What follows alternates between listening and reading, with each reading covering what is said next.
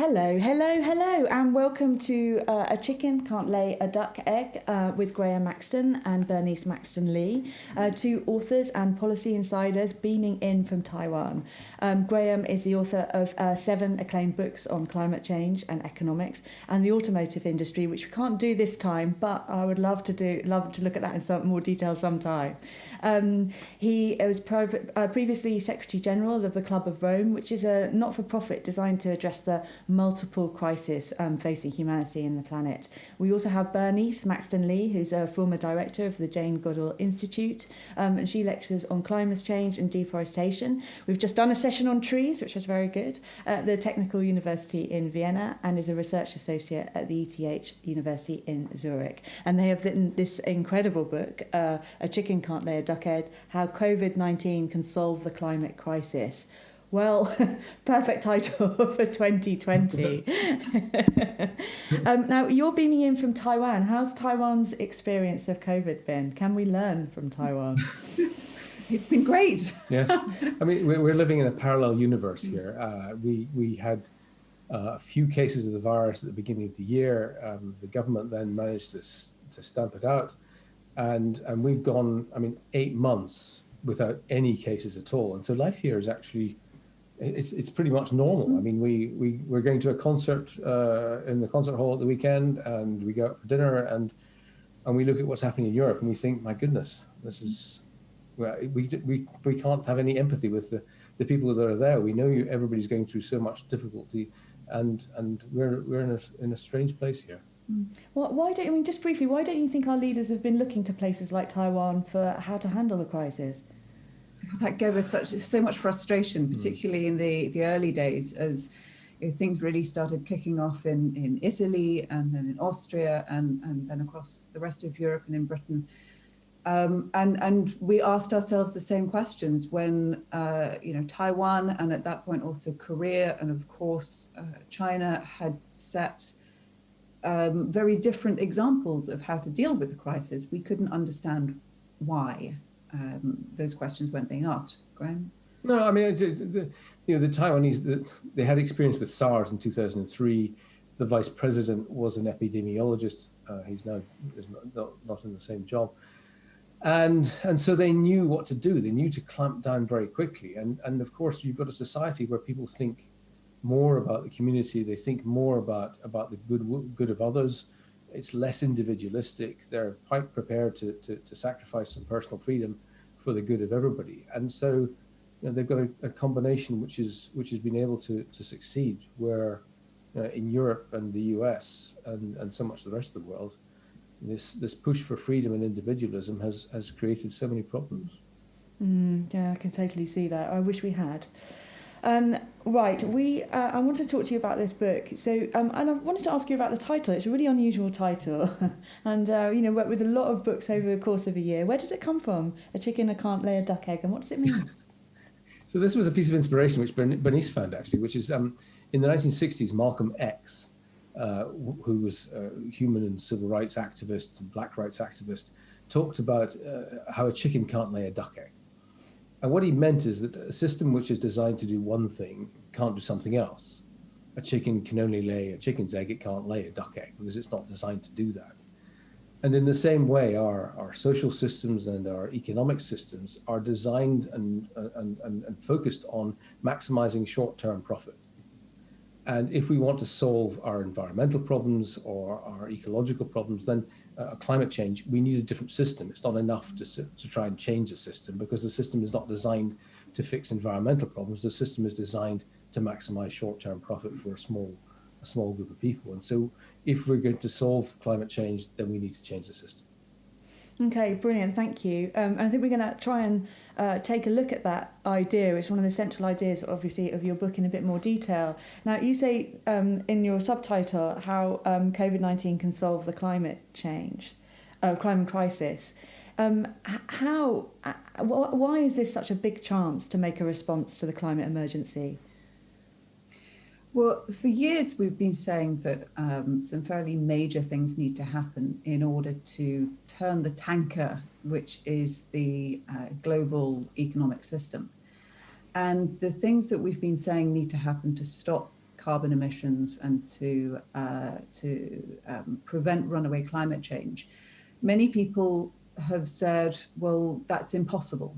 It's just not possible to cut the airline industry, for example. It's not possible to shut down production of consumer goods at the scale that's necessary. And so while people might have said that our ideas were good in theory, in practice it was thought to be impossible. And then COVID came along, and lo and behold, for a completely different reason, those things started to happen. So we saw actually an opportunity with COVID-19, because the things that have already started in order to control the pandemic are exactly the sorts of things which need to be continued in order to prevent runaway climate change. Exactly. I mean, we've seen emissions falling in 2020 by 6 or 7%, and that's what they need to fall every year now. We've seen people not using their cars so much. We've seen governments step in and help people, some countries better than others, but pay people financially to stay at home.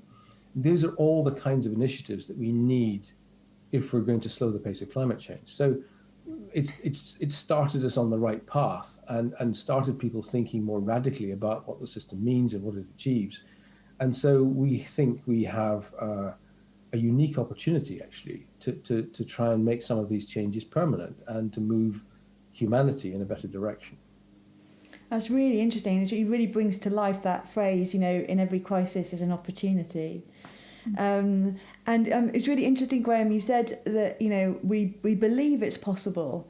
And I think that's a really interesting idea, that this is the first time that perhaps we've got the opportunity to step away from being overwhelmed by what we have to do and actually say, oh, well, it's possible. Look, this has happened. But you do spend a lot of time in your book talking about that a big part of the climate problem lies in what we think, which I found was really interesting. So, what are these beliefs? What are this modern belief system are you referring to that is a big part of the problem? So we've got a situation where people are now beginning to question the system, and they're beginning to look at what we were doing and what all that crazy pace of life was about. But they haven't yet got to the point of understanding that what we were doing before was actually a manufactured set of ideas. It was almost like a religion, that we believed that like a religion. Like a religion, exactly. So we believed that economic growth was necessary. We believed that economic growth creates jobs.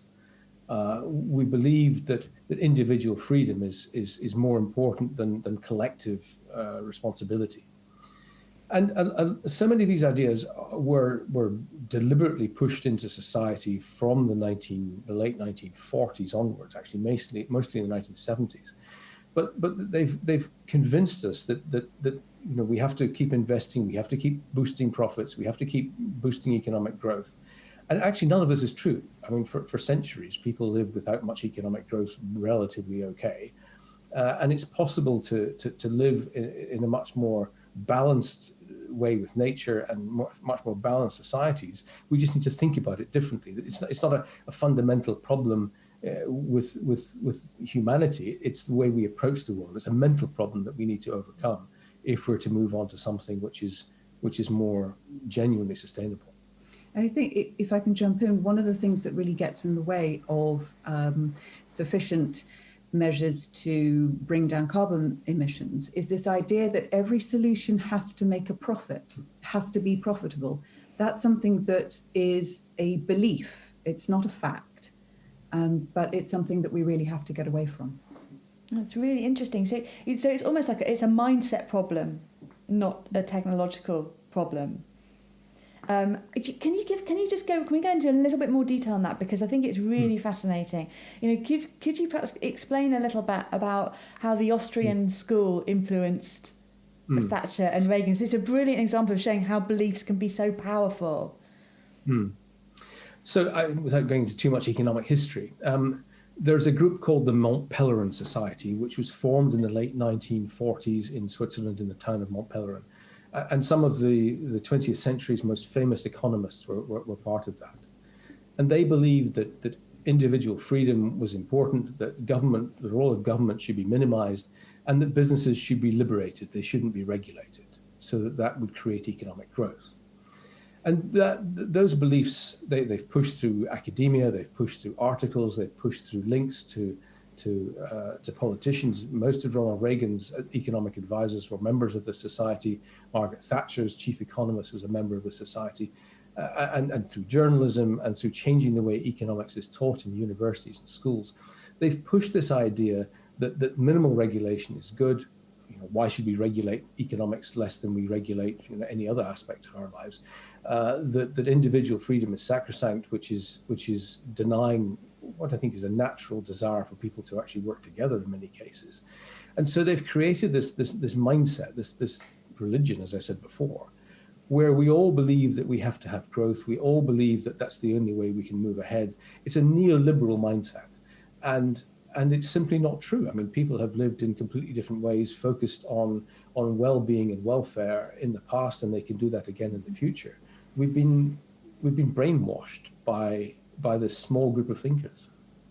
Yeah, it's really interesting. I think it's really important to remember that, because, you know, we do a huge amount with psychologists and psychiatrists, neuroscientists, and we are really biased towards our own way of thinking. And, you know, whichever way you believe the world to be, it's very hard to think that that's not part of who you are and your identity. So to frame it as this is a mindset you've just been given and you believe it because a small group of really powerful economists really influenced some leaders whose ideas are still coming through is a really interesting reframing device of the way we live. So thank you for that. I know economics is your thing, so thank you for explaining it so beautifully. So I guess my next question is to get to the heart of the serious nature of the climate emergency. So, you know, it's in the climate emergency, it's incredibly serious. So why do so few of us really understand what is needed to change it? Well, Bernice? I think there's a lot of confusion out there, and there's a lot of misinformation that's been put out. And that is partly, very largely deliberate. The climate situation is, of course, extremely complicated. It's a very complicated area of science, and it takes a long time. It's taken a long time for us to even begin to understand it. But there is, again, a relatively small group of people that has put out a counter story, a counter narrative to confuse the understanding of the climate situation. I mean, I think it's also that the problem is not lack of data. I mean, we know and we have known for more than 20 years the scale of the problem and what will happen, but it's happening very slowly. So that it's difficult for people to understand. I mean, we're talking about something happening over decades and having consequences over centuries. And it seems also very difficult for people to understand something which they can't influence. I mean, you and me as an individual will have no effect, no matter how sustainably we try to live. We can't stop climate change.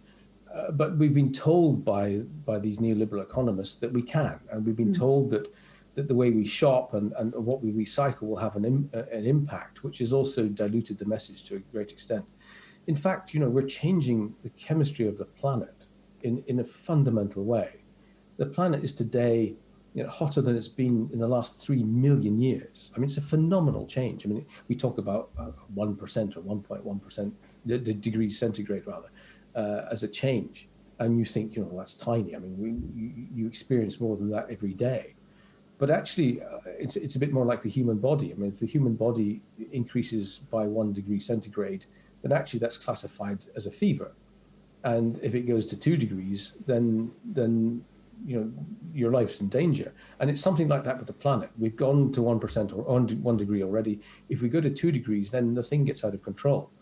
And so we've got this planetary phenomenon taking place, and we're being told that if you shop more ecologically or you take the train instead of a plane, that you can influence that. But actually, the scale of the problem and the momentum of the problem, which has been building for more than 20 years, is almost too large for people to get their head around. And that's what we're trying to do. We're trying to help people understand that all these ideas that we can build windmills or that we can buy Teslas, you know, none of that's going to work. We need to be much more fundamental and much more radical in the way we think about tackling this problem. Wow, can we stay with that again for a little bit longer? You know, because it's such a big idea. So, you know, I think you said, Graeme, that it really doesn't matter what the individual does. That's a tough message. No, it's interesting, interesting. But are we using recycling and buying more ethically, buying a Tesla or, you know, whatever, are we using that as a way to kind of feel that we are in control of it? Or, you know, what are we being sold that as a way to distract us from what actually needs to be done?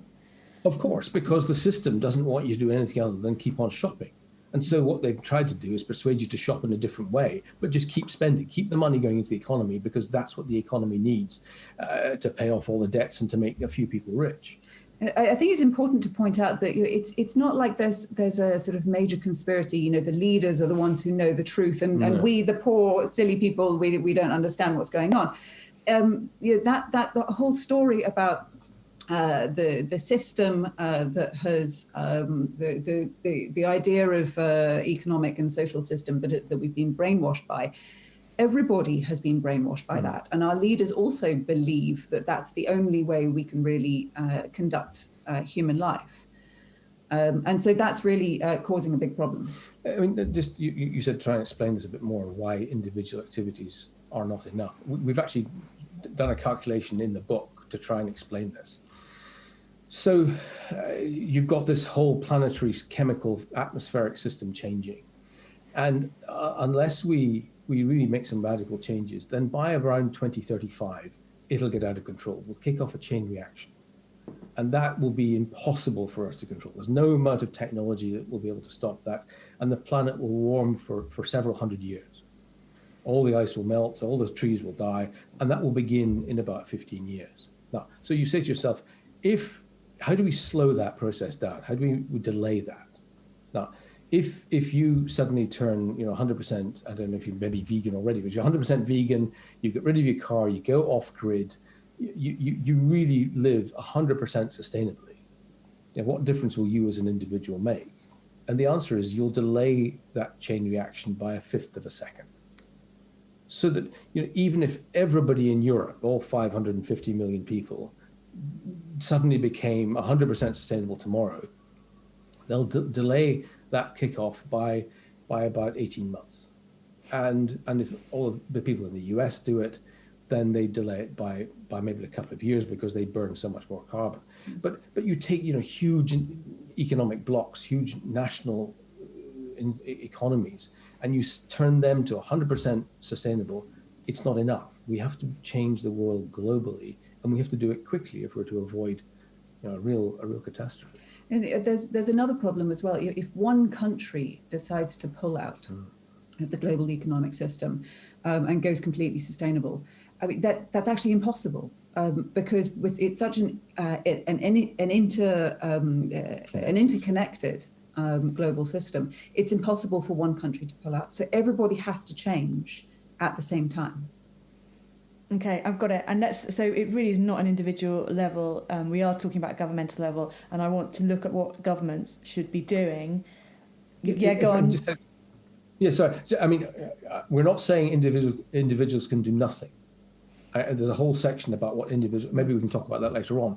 But we're saying that driving a Tesla and turning vegan won't save the planet now. Yeah, it's what we can do as an individual needs shifting away from shopping to actually activism.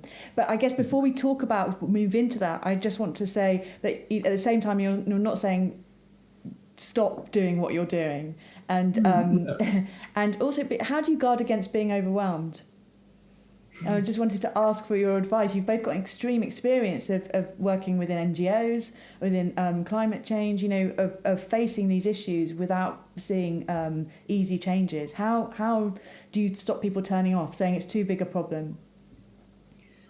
Yeah, I mean, this is something that we've really struggled with. This is a huge question.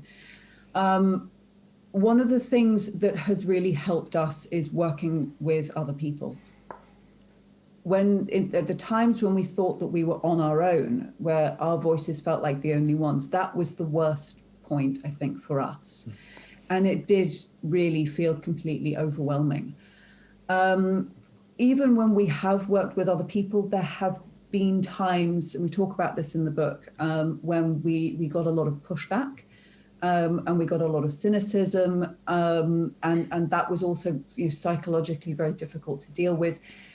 But I would say the biggest thing to keep from being overwhelmed is to find like-minded people, whether that be by joining a book club, or whether that be from following people on Twitter who are really, who really understand climate science and understand the problem.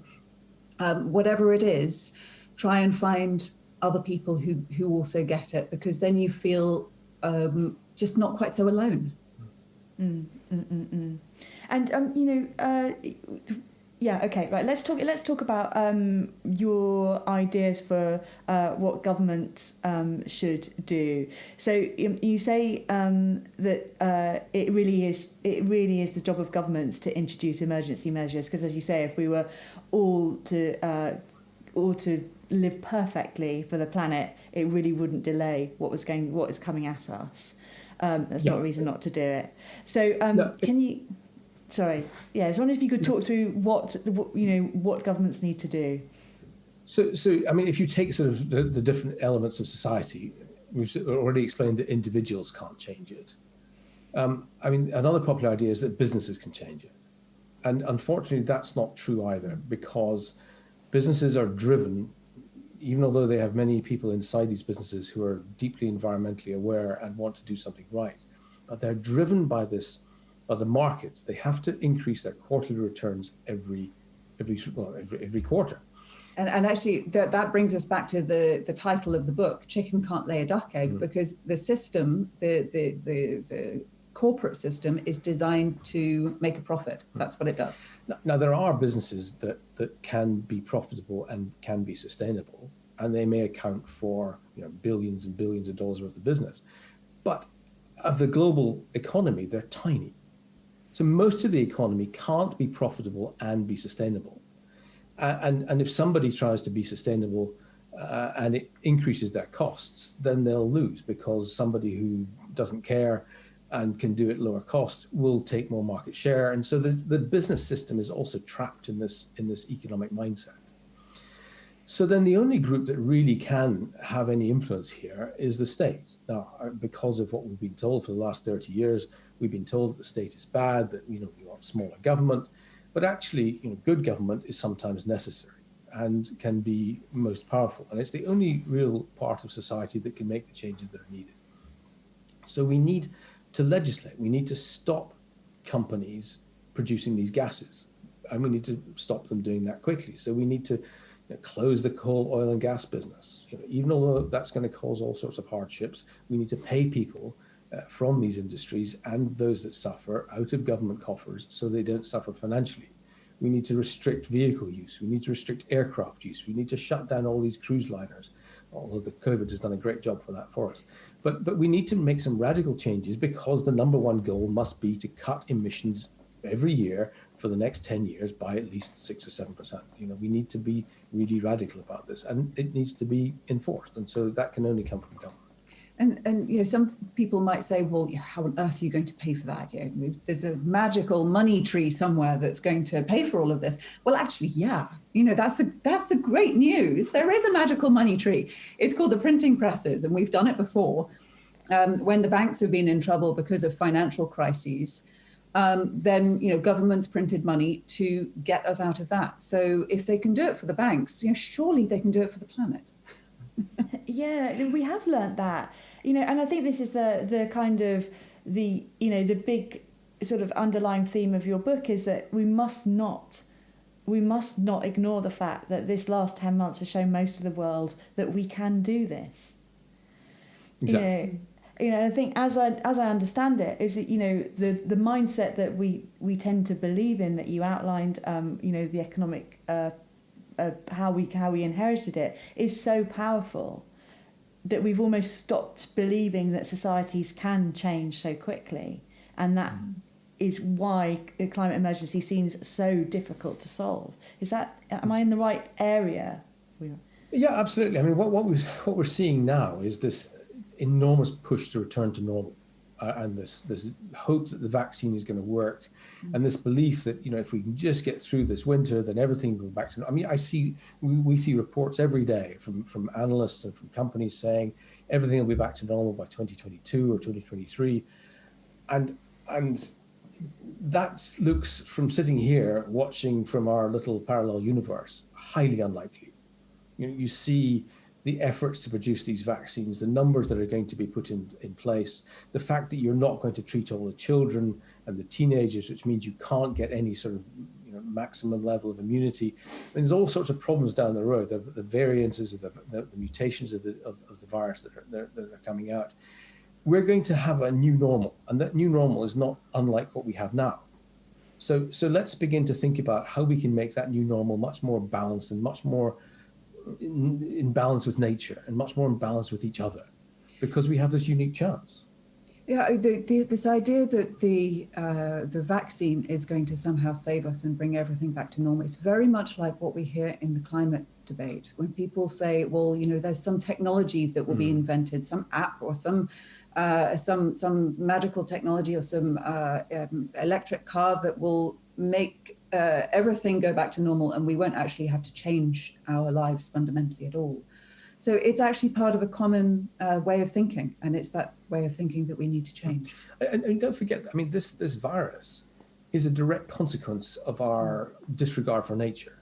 We have invaded nature's space, and it's not just this virus. I mean, if you look at MERS or SARS or HIV or Ebola, all of those are the same root source, which is that we're invading nature's space, and these viruses are jumping across into humans. And the longer we carry on going down this pathway where we disregard nature, the more of these viruses, and this is not me speaking, this is the World Health Organization, the more of these viruses we're going to get. And so we need to change fundamentally for our own health as well as the health of the planet. Oh no, I know what you mean, Graeme. It's one of the things we really veer away from sort of talking about, but we work a lot with academics and experts, and Margaret Heffernan had pre-warned us, I think back in February, we were going to have trouble with our live events through the year. And in reading her work, it seemed like the world knew a pandemic was going to come. They even knew what type it was likely to be, and they were sort of down the road in terms of how to deal with it, which is perhaps why many of the money packages were ready to go, but they didn't expect it to be this one. So it was like in some ways it's astonishing. I mean, we sit here and we watch it as from our little spaceship, and you look at the lack of response. Actually, I mean, you've got people simply doing knee-jerk responses. All these children that are being educated at home, I mean, the systems haven't been developed. Nobody's thought about how to fundamentally improve that. We have these meetings. We have Zoom now, which seems to be moving at least in a more advanced direction. Thankfully, we can do this, but basically everybody thinks we can go back to normal, and that's looking pretty unlikely from where we're looking at. And so we need to think fundamentally about how we live our lives and how we can live our lives, so that we can reassess what we're doing. And do you think that part of that, we've done a lot this year on the difficulty of giving up status symbols, psychologically the difficulty of giving up high value things like power and money. We are kind of programmed to try and have as many resources as possible psychologically, and we've done a lot with neuroscientists and psychiatrists on this and how to counter it. But is this again part of the mindset? Are you saying that part of it is fundamentally starting to believe that we've got to accept different living standards as societies? Yeah, go ahead. Yeah, I think so, and we see this in so many different ways. I mean, it's of course the convenience of turning on a light switch. Of course, it's the convenience of being able to have hot water whenever we want it, or air conditioning. Those are also things that make life comfortable, and we recognize it's not always about having another Louis Vuitton handbag, right? Sometimes it's just about being able to have basic comfort and hygiene.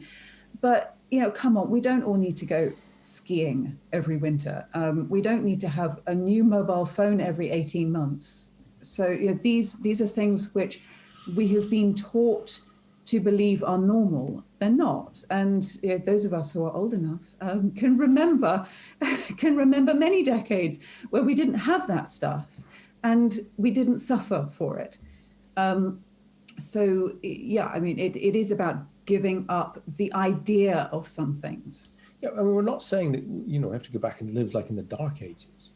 We're saying we need to go back and live more like people did in the 1960s or 70s, where you don't have a holiday, you don't have 15 suits from some fancy tailors, you don't have holidays in the Maldives, but you enjoy your life in different ways. I mean, if I think about my grandparents, and they enjoyed their life by dancing and by playing golf and by meeting with their friends. A very low carbon footprint, and they were, I would argue, probably immensely happier than a lot of people are today, where they're driven by this constant need to reflect their values in what they buy. I mean, it's again a mindset, and if we can change that, we can see actually a future which is potentially much happier than we have today. Yeah, and that seems eminently, changeable. Yeah, absolutely. I mean, it's and the virus again. People are being slow to respond to it, and there's, from what we read, tremendous mental pressures on people, and tremendous anxiety and depression, and part of the process we're going through will be to find a solution to all of those, which can relieve people of that anxiety, but also make them think about the world differently. But you said, Helen, it's eminently changeable. It is, absolutely. But behind all of that is a huge machine telling us how to think and telling us what's normal. I mean, you pick up any newspaper or magazine or switch on any TV channel. I mean, there's constant pressures and reminders to consume, to go on holiday, to redecorate your home, to get the latest accessories, to have different kind of paint on your walls, whatever it is. There's this constant push to not be satisfied with what you have, and so in order to make that change, we also need cooperation from the media and, frankly, re-education in the media. We've got a question on that coming up, which I just want to ask you. But before I do, to say we did a session yesterday on how the magic and the brain, really, how magic shows how the brain works. And, for a lot of the time, our brain is very simple. Whatever is put in front of it, it will kind of respond quite easily to. So, if you are continually being fed, have this, buy this, you need this to keep up with your, the way that you see yourself. It's very hard to unconsciously come back and say, no, I'm being sold here. And, and I think, that's why your book is so good. It's sort of like giving a blueprint of like standing back and rethinking how you want to approach your life. I don't particularly want to get into politics, but Brexit provides a very good example of this. I mean, when we lived in the UK, 20 years ago, I mean, the news media, some of the news media in particular, were drip feeding a message every day that said, Europe's responsible, or Europe creates stupid laws and the Europeans are trying to rule us. And it created this mentality over a long period of time that made people think that Europe was all bad. And so it's led to a situation which is economically very damaging for Britain. And so it's that kind of mind warping that we've got also with materialism and individualism, which we need to get away from. Graeme, you set off the Brexit alarm. That's a good idea. No, absolutely. Blimey, well, we've still got 4 days. So the question is... It's a bit like climate change in that case, because we've only got a short amount of time there too. Well, it is. We're apolitical here, aren't we, Dickon? Yes. Anyway. So the question is, how do we affect change in a democracy where the public conversation, mediated by the press and media companies, are against change and against that really powerful message? I mean, what we've tried to say here is that actually democracy is part of the problem in some ways, because again, we've had our minds warped into what we're doing, that we think we have a democratic system because we make a vote every 4 or 5 years. And we have 2 or 3 parties, and that therefore the system is democratic. But actually, the system's not very democratic at all. And if you go back to the way things were in ancient Greece, what they meant was by democracy was completely different. I mean, the people actually ran the country. A small group of people, perhaps, but certainly a much larger percentage of the population actually ran the country. And so we have this situation where we actually need to reclaim democracy. that we've lost it to a few irresponsible people, wealthy individuals who are ploughing their own furrow, and corporates who are manipulating the system particularly.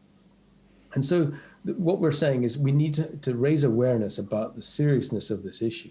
And then we need to kick out the people that are currently, running the political systems and replace them with some new people, with some new ideas who can actually think long term and think about the benefits of the majority. So we're looking at people taking back democracy. And we talked earlier about misinformation and about confusion over climate change. And this is also a serious problem in many democratic systems, where it's okay for people to put out false stories and to have them published in newspapers and widely disseminated. And this is a big problem with understanding climate change. This is a big problem with understanding Brexit. I'm sorry, I said the word again. But this is also something that needs to be addressed. It's really not okay. It's not democratic in the real sense of the word to put out stories which are fundamentally false. Okay, so there's a lot to do, What is your advice? You talked a little bit, Bernice, I think, about coming together with other people to take action, to be more involved in affecting change.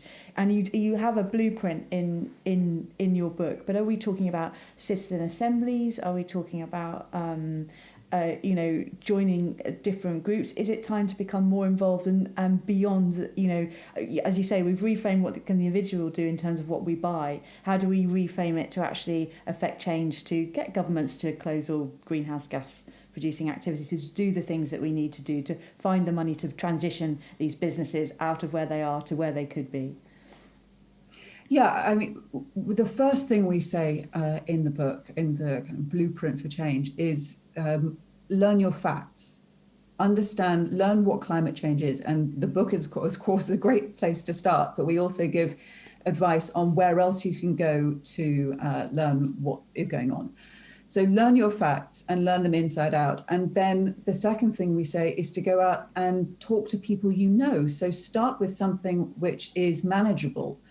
So talk to your friends, talk to your family, and try and convince them to take this seriously and to understand how big the problem is. Now, of course, we understand that people can't just give everything up and go onto the streets and become activists and live off grass. That people need to go to work, they need to earn a living, they need to be able to have a decent standard of living and feel they're doing okay. But we also need to move much more quickly now. And so we kind of have a message of you do what you can in your daily lives, but also start to become much more active. And so when you talk about citizen assemblies, I think that that is a very good place to start. But we don't believe that there is just one solution. We don't think there's just one place to start. There are lots of different places that people can have an effect. I mean, these citizen assemblies, which are taking place particularly in the UK, I mean, are a really interesting development. And if you bring together Extinction Rebellion and Fridays for Future, and there are a lot of people out there who really understand what's going on. Bring them together, start a political movement. And you'll find that there are some rather sort of strange organizations, perhaps because they don't obviously fit together, that will also be supportive. I think the Catholic Church, the Vatican, really understands this problem. But then so does the military. The military in the US and Germany have done a lot of work because climate change is going to be a very big problem for migration and for security. Bring together the people in the countries, and again, I think in places like Germany or Austria or Scandinavia, where thinking on this is much more advanced than it is in much of the English-speaking world. So bring together those who get it and have one single goal, which is to slow the pace of climate change. But of course, within those countries and within those industries or those sectors, there are also, staunch conservatives. So in Scandinavian countries, many people do get it, but there are some serious fundamental changes that need to happen in their way of thinking as well.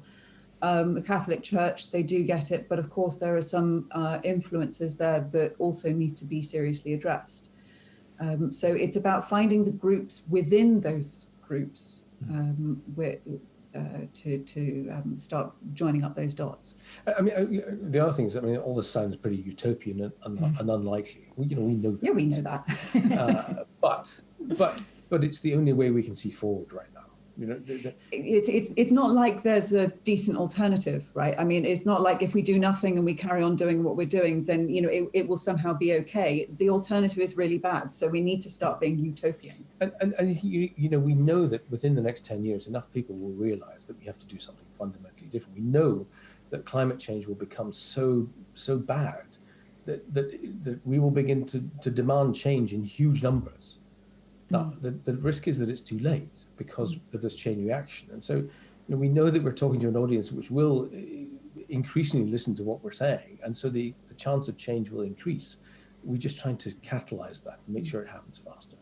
Yeah, and I really love that. And also the way that you call upon the need to not, I think you call it the People's Front of Judea, is that, we have to accept that the more people that come in, the better, and to stop any infighting, because it's just not helpful. It's like whatever, wherever you can get help, however you can build a mass to affect the change is the important thing, not saying, oh, well, they're not doing that, or, they're not helping with this, or, because do you think that's something that the movements suffer from, this kind of infighting? Yes, we've both come across this particularly in the NGOs that we've worked in, where there's a difference of opinion about how to move forward and where the focus should be, and so you end up not actually moving forward in any meaningful way at all because you're all arguing about the route that you should take.